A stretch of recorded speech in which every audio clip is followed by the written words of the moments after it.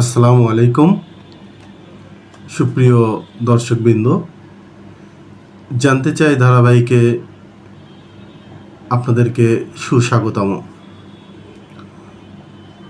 আজকে আমরা আমাদের বডিতে, হিউম্যান বডিতে অতি প্রয়োজনীয় একটি মিনারেল নিয়ে আমরা আলোচনা করব। আমাকে কিছু সময় দেওয়ার জন্য আপনাদেরকে আমি বিনীত অনুরোধ করছি। তো আজকে আমরা যে মিনারেলটা নিয়ে আলোচনা করব সেটি একটি কমন একটা মিনারেল, আমরা সবাই জানি, যেটা হলো জিঙ্ক। জিঙ্ক আমরা জানি না এমন মানুষ মনে হয় খুব কমই হবে, বিশেষ করে শহরের লোকজনদের মধ্যে। বাট এই জিঙ্কটা আমরা জেনে না জেনে আমরা ইনটেক করতেছি, আবার কেউ এটাকে জানি না যে আসলে এর কি শরীরে এর কি উপকারিতা আছে, আর এটা না খেলে আমাদের কি হতে পারে। তো আজকে এমনই একটি গুরুত্বপূর্ণ একটি টপিকস আমি আজকে আলোচনা করব। তো আসলে জিঙ্ক এমনই একটি এসেনশিয়াল এলিমেন্ট আমাদের বডির জন্য, যেটা শুধু আমাদের বডিতে যথেষ্ট পরিমাণে যদি থাকে তাহলে আমাদের বডির ইমিউনিটি ফাংশনটা ডেভেলপ করবে, পাশাপাশি প্রোটিন এবং ডিএনএ সিনথেসিস হবে, সেলগুলোর ডেভেলপমেন্ট হবে, বডি ইমিউনি ফাংশন ডেভেলপমেন্ট হবে, এবং দেখা যাচ্ছে যে আমরা অনেক ধরনের ডিজিজ থেকে আমরা মুক্তি পেতে পারি।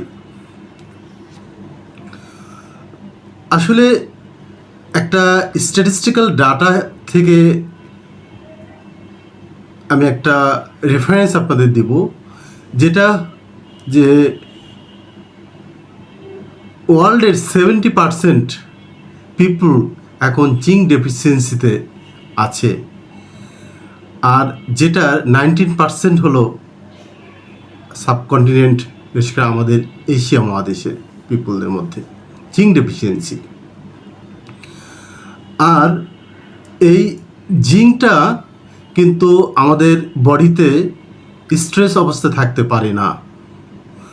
সো এই জিঙ্কটা আমাদেরকে হয় সাপ্লিমেন্ট দিতে হবে, অথবা এটা যে কোনোভাবে আমাদের বিভিন্ন সোর্স থেকে এটাকে আমাদেরকে বডিতে ইনটেক করাতে হবে। যেমন সোর্স এটা হতে পারে বিশেষ করে অ্যানিমেল সোর্স, যেটা আমরা অ্যানিমেল সোর্স বিশেষ করে বিভিন্ন ধরনের বিফ, পাশাপাশি এগ, টার্কি, এইসব সোর্স থেকে, অ্যানিমেল সোর্স থেকে আমরা জিঙ্ক পেতে পারি।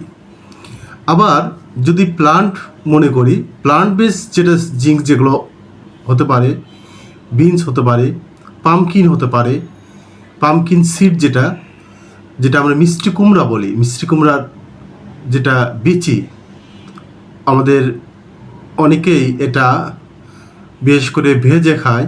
এটা কিন্তু একটা জিঙ্কের আমাদের যে বডিতে ডিমান্ড সেটা কিন্তু ফুলফিল করে।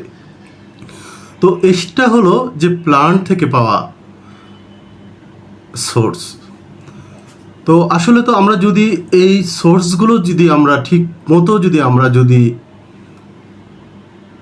বডিতে ইনটেক করাতে না পারি, তাহলে কিন্তু আমাদের বডিতে জিঙ্কের ডেফিসিয়েন্সি হবে। আর জিঙ্কের যদি ডেফিসিয়েন্সি হয় তাহলে কিন্তু আমরা বিভিন্ন ধরনের সমস্যায় পড়তে পারি। আসলে জিঙ্কের যে সকল রোল আমরা অ্যাট এ গ্লান্স এটাকে এই অল্প সময়ের মধ্যে এখানে আমরা কিন্তু অভিব্যক্ত করতে পারবো না।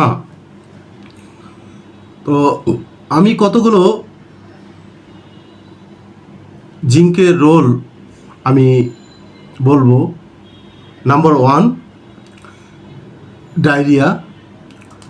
যদি জিঙ্কের পরিমাণ বডিতে সাফিসিয়েন্ট পরিমাণ থাকে তাহলে কিন্তু এই ডায়রিয়ার যে ফ্রিকোয়েন্সি এবং ডায়রিয়ার যে ডিউরেশন এটা কিন্তু কম হবে বা ডায়রিয়া হবেই না। নাম্বার 2 আসতে পারি আমরা ইমিউন ফাংশন। জিঙ্কে যদি বডিতে যদি সাফিসিয়েন্ট পরিমাণ থাকে তাহলে আমাদের বডির ইমিউনিটি ফাংশনটাও কিন্তু বৃদ্ধি পাবে, ফলে আমাদের যে হরহমেশা যে সকল ডিজিজগুলো আমাদের হয় এই সাধারণ ডিজিজগুলো থেকে আমরা মুক্তি পেতে পারি।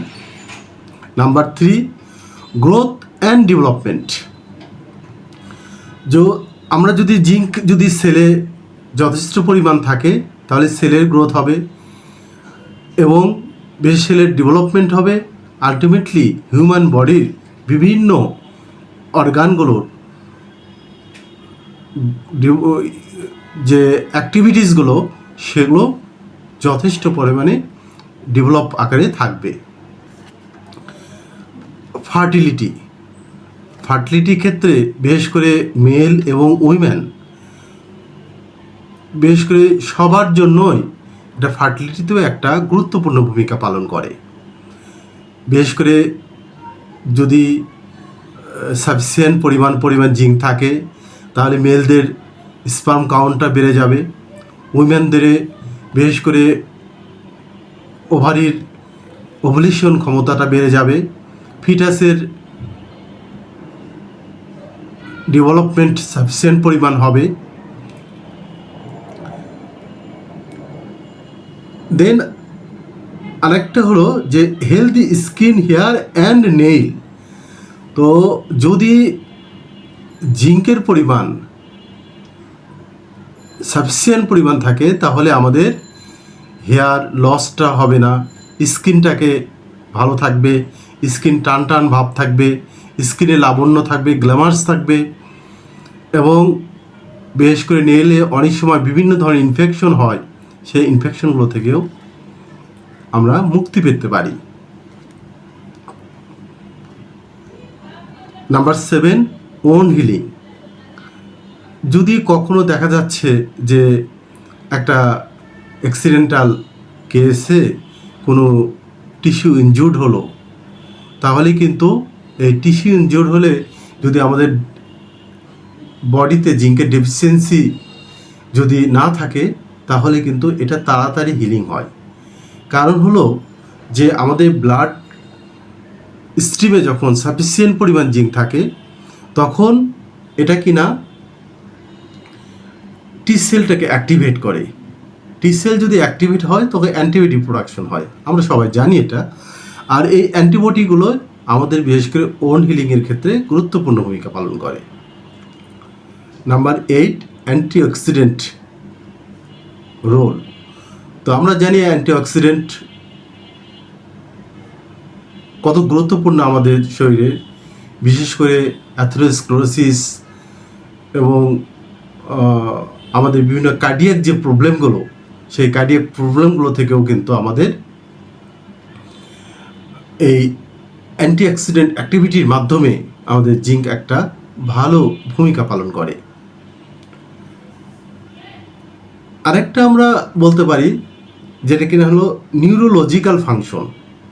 তো এই নিউরোলজিক্যাল ফাংশনের ক্ষেত্রেও কিন্তু আমাদের জিঙ্কের একটা ভালো ভূমিকা আছে, যে ক্ষেত্রে বিশেষ করে যদি জিঙ্কের যথেষ্ট পরিমাণ ব্যালেন্স থাকে বডিতে তাহলে মেমোরি ক্যাপাসিটি এবং লার্নিং অ্যাক্টিভিটিটা সবার কিন্তু একটা ভালো থাকে।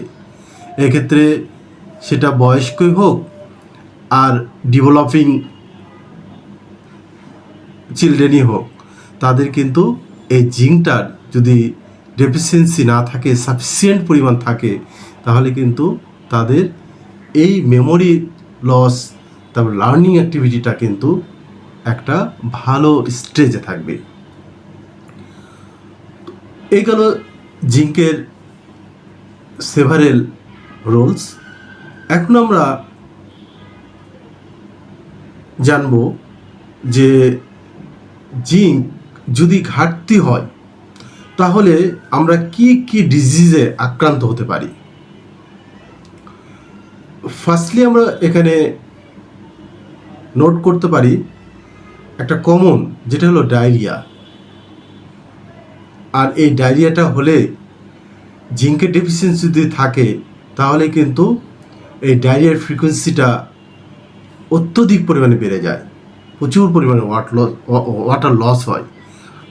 আলটিমেটলি আমরা কিন্তু একটা শকেও যেতে পারি। দেন আমরা বলতে পারি জিঙ্কের ডেফিসিয়েন্সি হলে আরেকটা হয় বাচ্চাদের ক্ষেত্রে, বাচ্চাদের ডেভেলপমেন্টটা, গ্রোথ ডেভেলপমেন্টটা, যেটাকে বলে গ্রোথ রিটার্ডেশন হয়, হেয়ার লস হয়, স্কিন, নেইল এবং হেয়ারের সবসময় একটা পর ইমপ্রুভমেন্ট দেখা যাবে। তারপর লস অফ অ্যাপিটাইট হবে, তারপর নাইট ব্লাইন্ডনেস হতে পারে,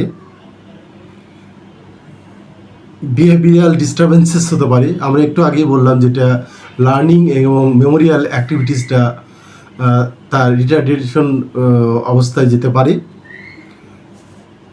এবং অনেক ক্ষেত্রে দেখা যাবে যে তার নেইলে হোয়াইট একটা কালার দেখা দিবে। এগুলো ডিজিজগুলো কিন্তু জিঙ্কের ডেফিসিয়েন্সির ফলে বাড়িত হয়ে থাকে।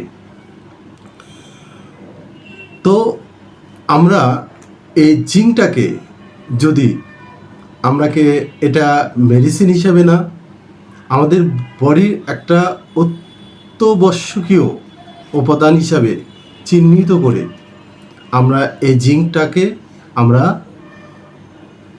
ইনটেক করতে পারি ডক্টরের পরামর্শক্রমে। তাহলে কিন্তু আমরা অনেক ডিজিজ থেকেই আমরা মুক্তি পেতে পারি। তো সুপ্রিয় দর্শকবৃন্দ, আপনাদেরকে ধন্যবাদ। আমরা জিঙ্কের আলোচনা আজকে এ পর্যন্তই। আবারও কোনো একটা টপিকস নিয়ে আপনাদের সাথে আবার দেখা হবে। সেই পর্যন্ত আপনাদের ভালোবাসা আর এই সকল ইনফরমেশন যাতে আমরা সবাই জানতে পারি, সেক্ষেত্রে আপনারও একটা হিউম্যানিটি থাকবে, আপনারও একটা ভালো কাজ করার একটা মনোমানসিকতা থাকতে হবে। সেটা আপনিও করতে পারেন। বিশেষ করে এই ভিডিওটা যদি আপনার মনে হয় যে ইনফরমেটিভ, তাহলে আপনাকে যারা জানে, আপনার যারা ফ্রেন্ড সার্কেল আছে, আপনি কিন্তু তাদেরকে শেয়ার করতে পারেন। আর কমেন্ট অপশনে আপনারা আরও কিছু জানতে চাইলে সেখানে আপনারা কমেন্টে লিখতে পারেন। এটা আপনাদের কেমন লাগলো সেটাও লিখতে পারেন। তো আমরা যাতে এভাবে আরও নতুন নতুন আমরা এপিসোড নিয়ে আপনাদের সামনে আসতে পারি। আজকে এই পর্যন্ত। আসসালামু আলাইকুম।